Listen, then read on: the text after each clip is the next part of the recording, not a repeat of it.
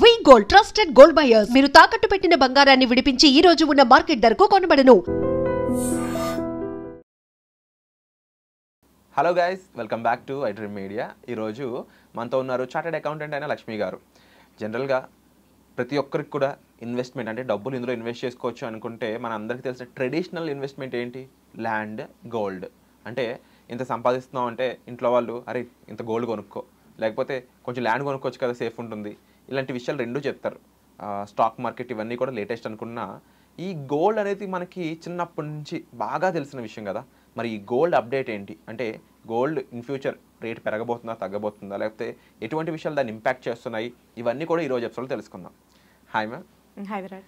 Ma'am, ఒకసారి gold ఈరోజు prices చూస్తే 22 క్యారెట్స్ గోల్డ్ గ్రామ్కి 9,105 రూపీస్ ఉంది. అదే 24 క్యారెట్స్ అయితే గ్రామ్కి 9,933 రూపీస్ ఉంది. అంటే ఇలాంటి రేట్స్ చూస్తానని నేనైతే కల్లో కూడా అనుకోలేదు. జస్ట్ ఒక 1 ఇయర్ బ్యాక్ ఉన్న రేట్స్కి, అంతకన్నా ముందు చూసుకున్నా కూడా చాలా పాసిబిలిటీస్ చూసుకునే వాళ్ళు అన్నమాట కొనేద్దామని. బట్ ఇప్పుడున్న టైంలో అంటే మీరు చెప్పొచ్చు ఇలాగా ఏది పెరగలేదు విరాట్, రేట్లు ఇది కూడా పెరిగింది అని. బట్ గోల్డ్ పెరిగితే కాస్త భయం వేస్తుంది కదా, బాధ వేస్తుంది కదా కొనుక్కుందాం అనేది. దాని గురించి ఏం చెప్తారు?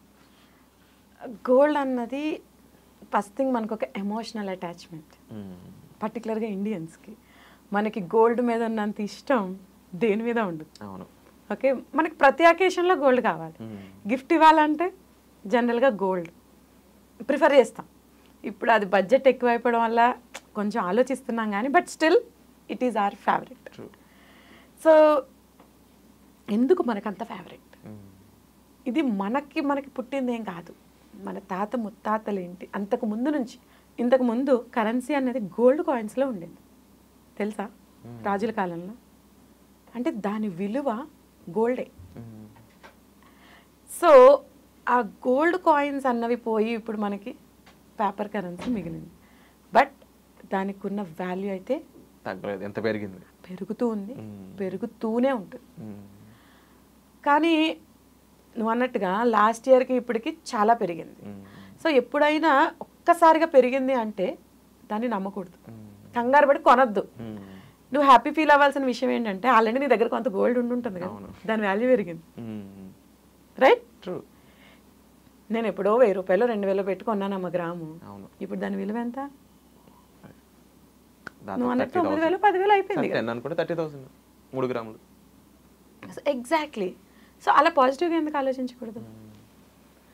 సో మన పెద్దలు ఏం చేశారు, ఎవ్రీ ఇయర్ ఒక occasion, it might be your birthday, marriage anniversary or వ్రతాలు, పూజలు, శ్రావణ శుక్రవారం, అక్షయ తృతీయ.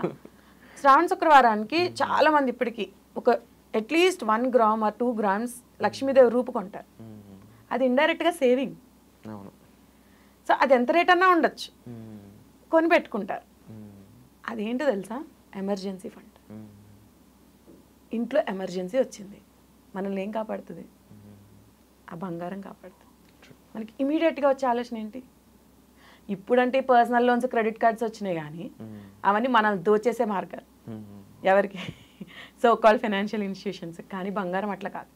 తీసుకెళ్ళి బ్యాంక్లో తాకట్టు పెట్టి బంగారం రోజు పెట్టుకుంటామా? పెట్టుకోం కదా. దాన్ని instead of keeping in locker వేరే లాకర్లో వాళ్ళు పెడతారు, అంతే, వాళ్ళ కస్టడీలోనే ఉంటుంది. కానీ నీ అవసరం తీరుతుందా? ఇంట్రెస్ట్ రేట్ చాలా తక్కువ అండ్ మంత్లీ ఈఎంఐ పడ్డం లేదు. సో టెంపరీగా నీకు అమౌంట్ అవసరం పడి నువ్వు దాన్ని పెడుతున్నావు, తర్వాత అమౌంట్ వచ్చేసిన తర్వాత తెచ్చేసుకోవచ్చు. సో నీ సెంటిమెంట్ నీకు ఉంటుంది, నీ అవసరమో తీరుతుంది.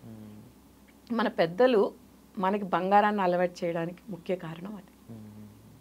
అండ్ ఇంకొకటి, దాని విలువ ఎప్పుడు పెరుగుతుంది, కొంచెం ఎక్కువ పెరగచ్చు, కొంచెం తక్కువ పెరగచ్చు.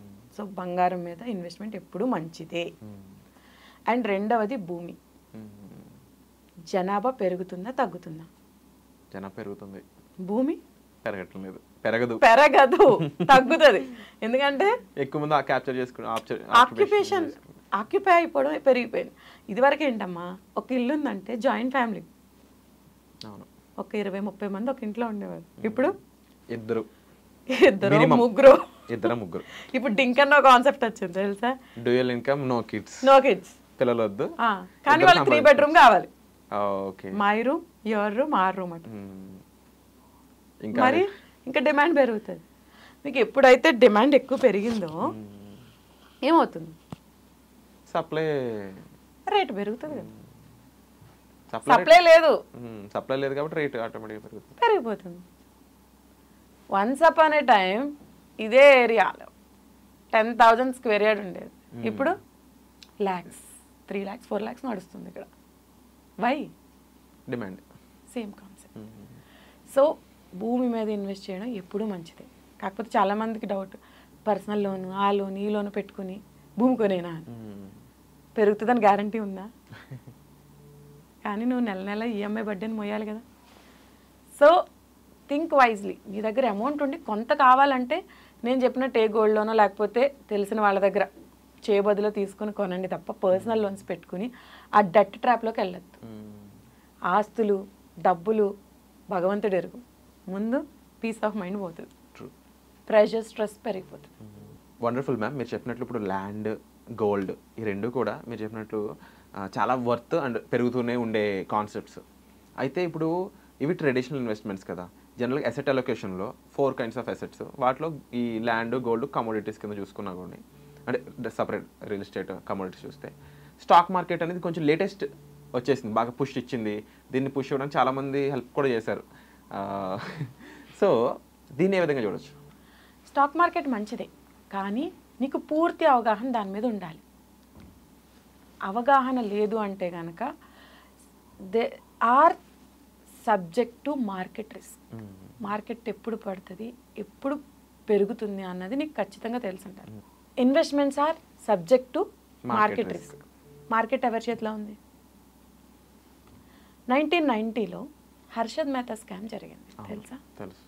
ఎంతమంది రోడ్డున పడ్డారు? చాలా మంది. ఎందుకు పడ్డారు? దాని మీద అవగాహన లేదు. ఎందుకు పెరుగుతుంది, ఎందుకు తగ్గుతుంది? పెరుగుతుంది పెరుగుతుంది పెరుగుతుంది కానీ పెరుగుట విరుగుట కొరకే. ఎప్పుడైనా ఏదైనా ఫాస్ట్గా పెరుగుతుంది అనుకోండి, don't invest, wait and see. రేపేం ప్రపంచం అంతమైపోవట్లేదు కదా, చూడు మళ్ళీ పడుతుంది. ఎప్పుడైతే ఫాస్ట్గా పెరిగిందో అది పడుతుంది. పడలేదా, చాలా నాళ్ళు అక్కడే ఉంది, అప్పుడు ఏమైనా ఇన్వెస్ట్ చేయ, నీకు సరదా ఉంటే. ఎంత పెరుగుతుందో చూడు అట్లీస్ట్. అండ్ ఈ ఇన్వెస్ట్మెంట్ కూడా అప్పు చేసి పెట్టద్దు, మళ్ళీ ప్రెషర్. చాలా మంది లాస్ అయిపోయిన వాళ్ళు నాకు తెలుసు. ఆ టెన్షన్స్ మామూలుగా ఉండవు. నువ్వు ఏమి సంపాదించకపోయినా పర్లేదు కానీ టెన్షన్స్ మాత్రం సంపాదించద్దు. వెల్త్ బిల్డ్ చేయకపోయినా పర్లేదు కానీ హెల్త్ లాస్ అవ్వద్దు. అని మీరు చెప్పినట్లు ప్రతి ఒక్కరికి కూడా ఈ వీటి మీద అవగాహన ఉండడం చాలా ఇంపార్టెంట్. ఇప్పుడున్న ఇన్వెస్ట్మెంట్ ఆప్షన్స్ ఇవి కాబట్టి వీటి మీద మరింత అవగాహన మీరు పెంచుకోవాల్సిన అవసరం కూడా చాలా ఉంది. హోప్ఫుల్లీ లక్ష్మి గారితో ఎలాంటి విషయాలు మీరు తెలుసుకోవాలనుకుంటున్నారు, ముఖ్యంగా ఈ ఇన్వెస్ట్మెంట్ ఆప్షన్స్, ఐటీఆర్కి సంబంధించి, సీఏకి సంబంధించిన విషయాలు ఏమైనా సరే మీరు కామెంట్ సెక్షన్లో మెన్షన్ చేయండి. డైరెక్ట్గా అపాయింట్మెంట్ కావాలనుకున్నట్లయితే డిస్ప్లే అవుతున్న నెంబర్స్ కాల్ చేసి మ్యామ్ని మీరు కలవచ్చు. సో మీరు ఏమనుకుంటున్నారో తప్పకుండా మీ అభిప్రాయం కామెంట్ సెక్షన్లో మెన్షన్ చేయండి. ఈ రోజు ఎపిసోడ్ ఎలా అనిపించిందో కూడా. అండ్ వచ్చే ఎపిసోడ్లో మళ్ళీ కలుద్దామండి. Thank you so much for the information. Thank you Virat.